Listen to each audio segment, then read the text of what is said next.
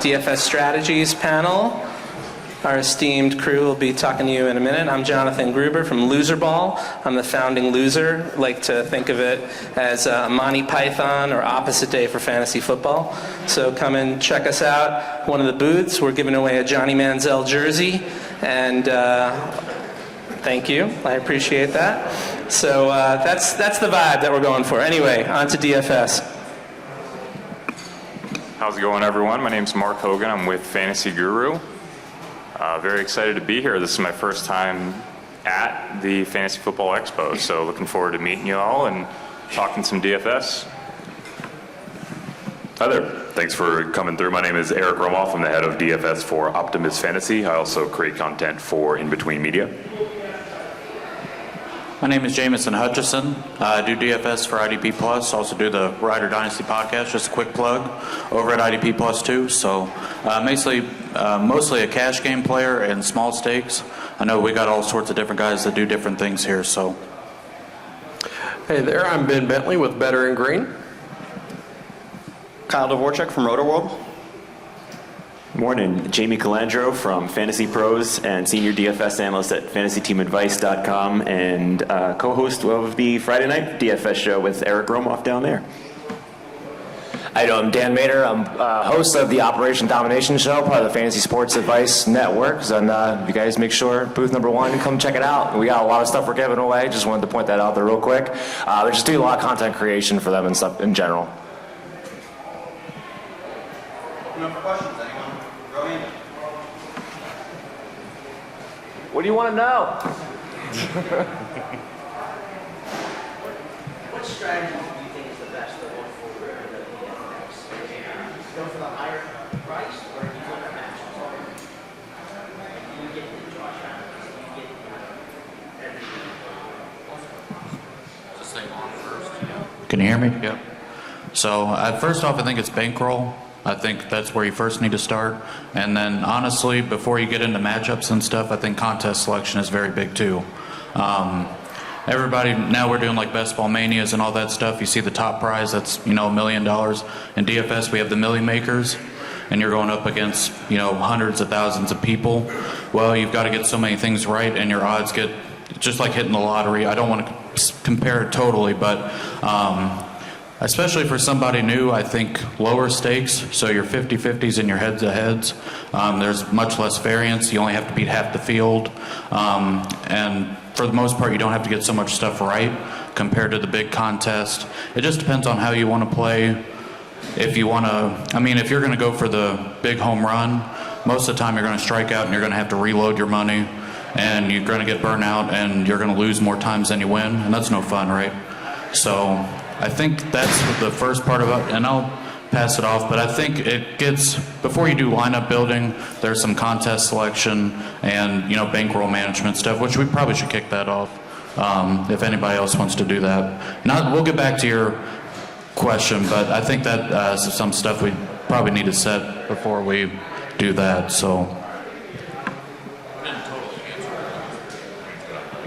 I was just going to say, too, I think it depends on the type of slate you're looking at. If you're looking at a 2-game slate and you got 4 quarterback options, it probably makes sense to look for the raw points and, pay up, where if it's a larger slate, you might want to take a shot on a cheaper guy that, could go off. So really, the type of slate that you're looking at, the teams that are on it, all have an influence as well as far as what players you're targeting. Yeah, to kind of piggyback off of both their point, a lot of your answer lives in the game that you're playing, the slate that you're trying to tackle, right? If you're playing more of a cash game style, typically the players that are more expensive have a more stable projection, right? So you're much more likely to be able to pass over that pay line and double your money up, right? Where you get the sort of lower owned upside that you need to win a large field tournament is typically with the kind of mid to low range price guys, where you're really trying to your point, evaluate that matchup and find that diamond in the rough.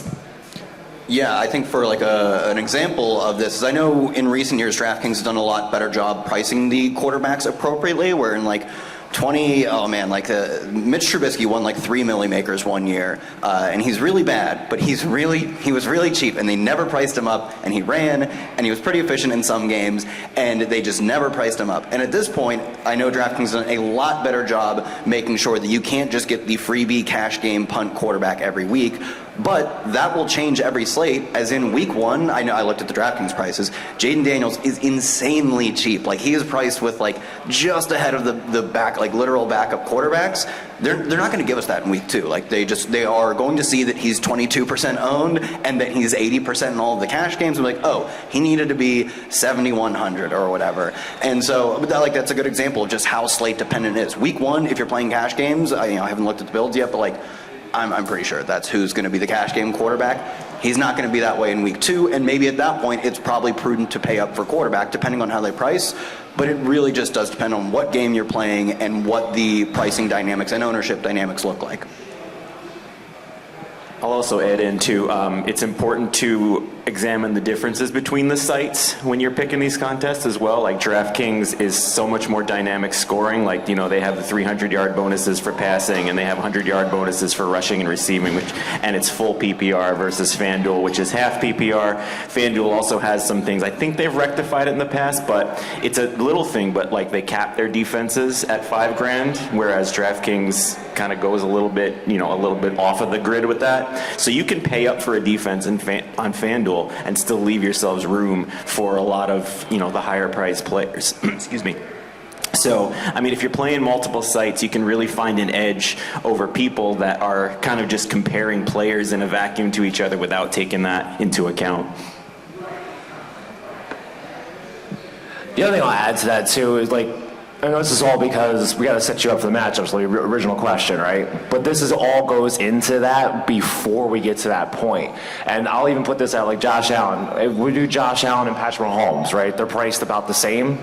And this isn't going to happen, but if one has, 20% ownership, the other one has 5% ownership that particular week, then I don't necessarily care so much about the matchup. Give me the quarterback who has the same type of ability, who is going to be less owned at that point. So that kind of all goes into that too.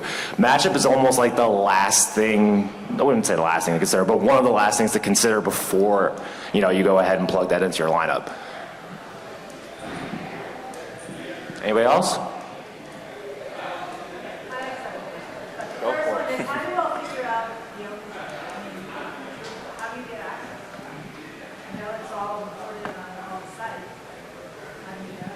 Yeah, it depends on what type of sites you like to use. I know RotoWire has a good one. I think you guys have a good one too. What do you guys want to talk about with yours?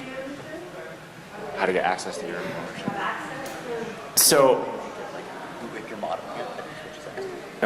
I'll speak to Fantasy Team Advice, which I've worked really hard with our crew to build an optimizer and a program for that. Basically, what goes into that is data based on how trends have gone in the past. It's not an easy thing to do, and it honestly, it's such a good question, and mastering that is really the one that's going to give you the edge over most people.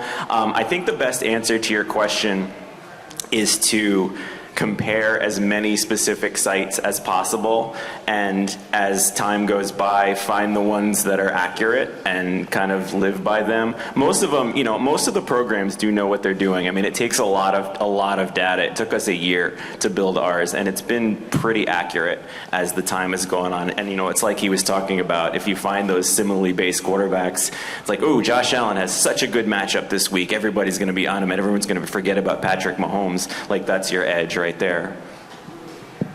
Yeah, to add on, I think if you aren't subscribing to a site that does ownership, the way I would do it would be build what you think the highest scoring lineup is in terms of the cash game lineup. Jaden Daniels is too cheap week 1. He's way too cheap week 1 on DraftKings. He's going to be pretty highly owned, and then do that a bunch of times. I know there's a bunch of cheap wide receivers week 1. Every week 1 there's three $3,300 wide receivers that all are going to be 12%. They'll all split it, but just continue to build this is the obvious lineup that if I'm just trying to win a head-to-head, it will be I should see my opponent have a lot of this lineup, do that a bunch of times, and that will get you like the ballpark of what lineups are going to look like that week, and then like grind a bunch of podcasts and see who they're talking about if you're not going to subscribe to a site that just gives you ownership. Yeah, that's really it, right? If you find yourself continually getting to a player as you're building lineups, that's probably a player that's going to be pretty popular, right? The overarching point, find yourself a set of projections that you can trust. Jamie's over at Fantasy Team Advice is beautiful. We have one over at Optimus Fantasy. So definitely get yourself in there. It's all built on predictive modeling that is outside of my pay grade, right? But I do like to try to check myself and check those tools. So every week after lineup lock, you can export the entire field's rostership and just compare, right? A player that you thought was going to be overlooked was actually very, very popular. What was it about their circumstance that steamed them up and drove that ownership to them, right? And before long, a couple weeks in, you'll be able to identify those things that are really going to influence the market of ownership, right? Because it's not finite, it's fluid. So if there's someone that's getting talked about a lot on podcasts, that's usually someone's going to get driven up. You'll be able to kind of piece together those breadcrumbs that lead to someone being chalky. Just for example, a couple years ago, Ezekiel Elliott was the big thing. He gets hurt, and then Tony Pollard comes in. He comes into a great situation. And then, so in cash games, everybody's going to play Tony Pollard because his salary price is so down. So if you're playing cash games, it makes more sense to just ride with everybody else. But if you're playing a tournament, let's say 65% of the field plays Tony Pollard, and he either fails or breaks an ankle or whatever, you have an advantage over say 65% of the field. So that's kind of some of the part that goes into it, kind of the mindset. Like I use Established Run, and they have an optimizer called the Solver, and they have their own ownership and models and all that stuff. So try to see around the industry. Most of it kind of honestly piggybacks around each other and kind of fine tunes it, but I think that's part of it as well. And I'll say something, once you find a place that you like, the ownerships that you can trust, one of the things that they're finding is that for the millionaire makers that are winning, they're hitting that area between 100 and 120% ownership. So if you're starting to add all these people together and you're starting to get to 140, 150, 160, your chances of winning are going down the higher up you go in percentage. So you want to hit that 100 to 120% range. That's going to be the sweet spot. When is it optimal to own a player that's going to be highly owned? During cash games. Yeah, that's going to be the cash games. If you cash games are the 50-50s, the double ups, and the head-to-heads, where you're only trying to beat 50%, or so of the field. That's where you don't have to worry about that. If Derrick Henry is in a smash spot and he's going to get, the likelihood of him getting 30 carries and 100 yards is there. Maybe that's a fun fade in those big tournaments where, what if they pass instead, or what if the game script doesn't go the way you're talking about. But when you're in those double ups, that's kind of where you want to be on the popular side of those kind of guys, just to kind of stay ahead of the field. Because to what he was talking about before, if 60% owns the field and you're on the wrong side of that in those cash games, you've got an uphill battle from that point on. And also on cash games, a thing to watch for these days also, which makes your point even more important, is with the buildup of optimizers we see within those contests, things called lineup trains, where 20 or 25 people will have the exact same lineup because they've used the same site to get those things. And that's important because if that lineup passes you by a point, you drop 26 spots instead of one spot. So it's kind of important to be in the fold on those players, just so you don't get left behind in the mix on those. The not fun answer is it depends. How much are they? How much do they project for? And I love, classic Derrick Henry's 8,000. He's a 1 point favorite. Home is going to be 40%. There's no way the Titans blow this one. Full fade Derrick Henry, and obviously he crushes. And then 2% Derrick Henry. Oh my God, people are afraid he's a road underdog of 2 points. Smash. And of course 12 carries, 18 yards, no touchdowns. But I think it's an easy example, because if game script flits against Derrick Henry, he's dead. That's just not happening for you that week. So if he's, 40 would be really high. If he's 30% owned and you see a path to him failing, very easy fade. But then we get like 5,100 running back projects for 21 touches because everyone else on the team got hurt.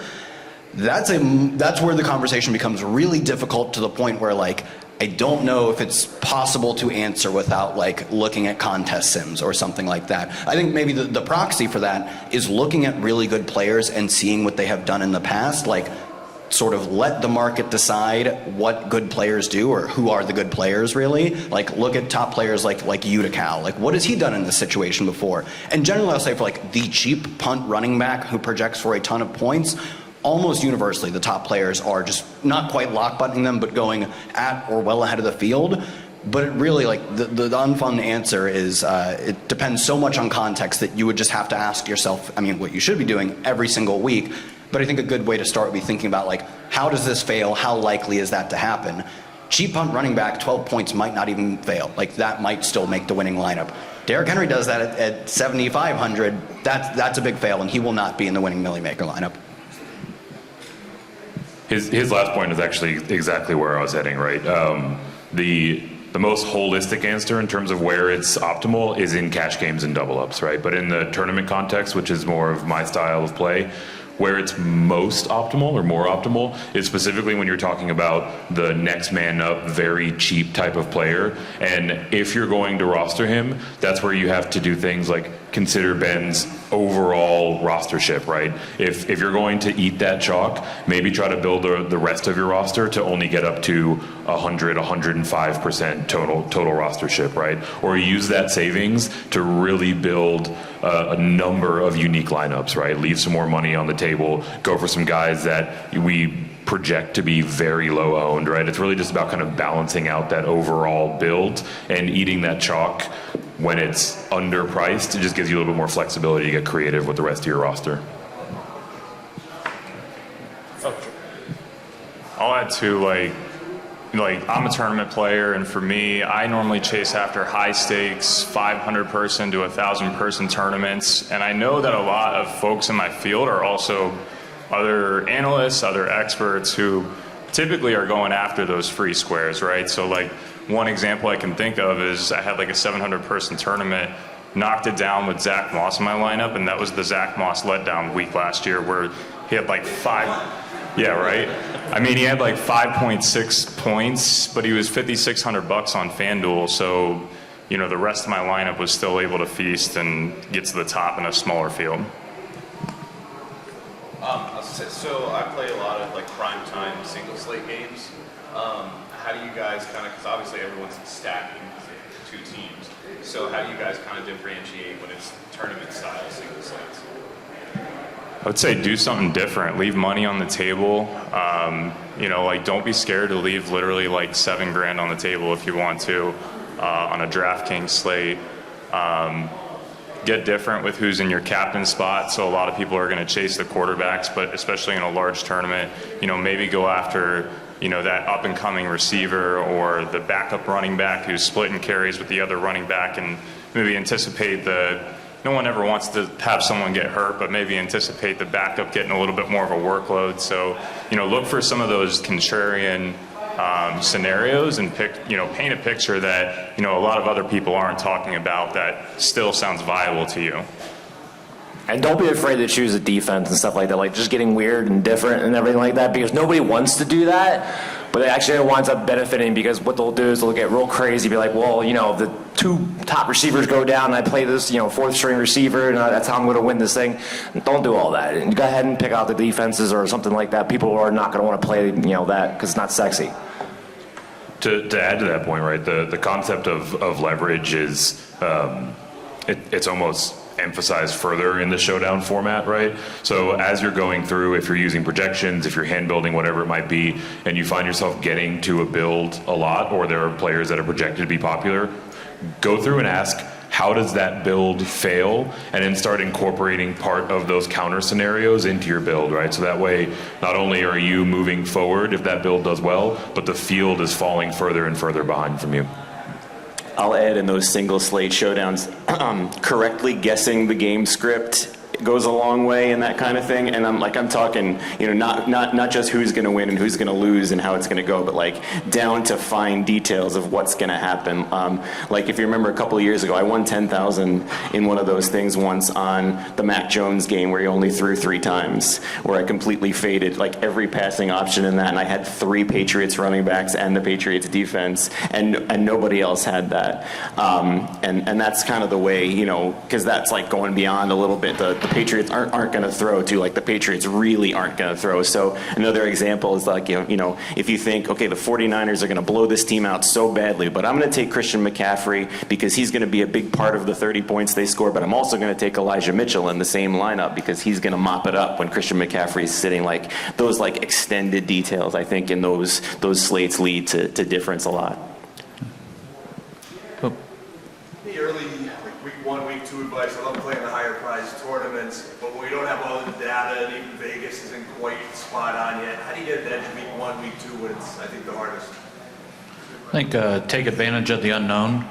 So for instance, I think Will Levis is going to throw the ball a lot this year. And if the field is soured on him because of how bad he was last year, and rightfully so, he's probably going to go under-owned. And so, DeAndre Hopkins' news is kind of iffy, but if he ends up fine and people are still scared of him for the injury, you can take a shot, and it makes a little more sense week 1 compared to like week 6 when we know the matchups, we know all the defenses and all that stuff. So just kind of taking advantage of, especially like the first 4 weeks of the season. Back in the day when the Patriots were the dynasty, they would lose in September and they would always win in December. They would figure it out like Andy Reid. We'd always freak out that, have they lost their step and all that stuff because, they lost those games then, but, they get better throughout the season.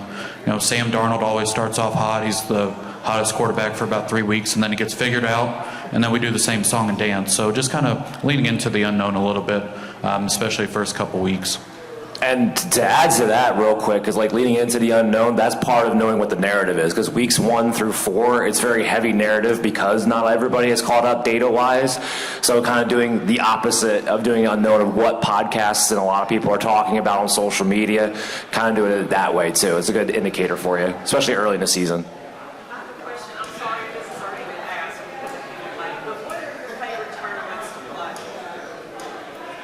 Well, we're talking about cash games, double ups. You're talking about platforms. Well, what's your favorite tournament in general? In tournaments. Like buy-in size. Buy-in. I assume. Sorry, buy-in size contest. 500. For me, I usually try to do single entry, 10,000 less, something along those lines. That's usually what I try to target for the most part. And you know what? I'm going to throw this out there too, because a lot of us are kind of poo-pooing tournament plays. I do like buying lottery tickets on Friday. It makes it fun. Have some fun with it. Just kind of want to throw that out there. I will say, I was going to say, if you are a newer player, I'm not sure on DraftKings because I play more on FanDuel. They have beginner contests where it kicks out the experts and you don't have to worry about that and, getting ran over by experts, basically. So use that to your advantage, and I'm not sure on DraftKings. They do, yeah. You should literally play those till they don't let you play them. We talked about contest selection earlier. Like, that's a really easy one. Like, they're grouping all the new players together. There, I'm going to play there. That's where I'm going to play until they kick me out. Another one is on actually both sites have a lot of satellites, so you win a ticket to a larger contest, and they just literally never fill. I'm assuming they write them off as a marketing expense to fill the larger contest. If a contest isn't filling and it's guaranteed, you have to make sure you're checking the guaranteed prize pool box. Another one, that's free money. They're paying you more than, they're reversing the rake. You're getting rake back on those. So, if you're new to it, take the layups, take the beginner contest, take the overlay type of stuff before you even think about, do I want to play large field or small field? Yeah. Just one more thing. For most sites, they have, say 25-person contest, 50-person 100. You can put $5 and, you do $5, you win, say 27. It's not much, but for somebody who's starting out and don't want to put $25 into a contest, you lose it 4 weeks, you're down $100, and then you have to either reload or retire just because you're tired from losing. Just stuff like that. I started out very low stakes. I put $20, and over the years, I've really tried to, I'll be honest, I've lost a lot of money because I've learned a lot, but bankroll management's another big one too, so.